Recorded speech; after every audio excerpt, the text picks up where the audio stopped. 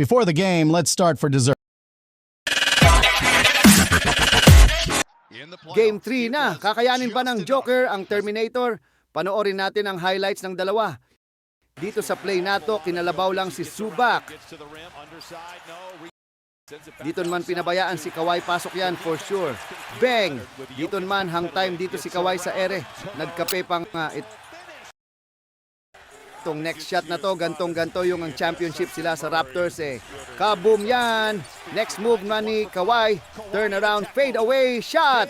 Mala Jordan Telgato, no? Ito naman kay Joker, favorite niyang play to screen, tapos malilito kalaban, libreng-libre, ayun, pasok yan. Ito pa isa, same play lang, pick, sabi, tira, pasok.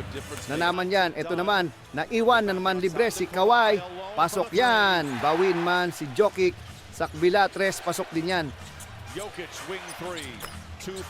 Grabe si Jokic, nawala si Subak. Nahilo dito sa play na to.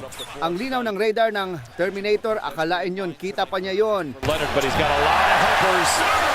Dito sa play na to, kinain ng buo si Murray and one basket, may kasama pang foul.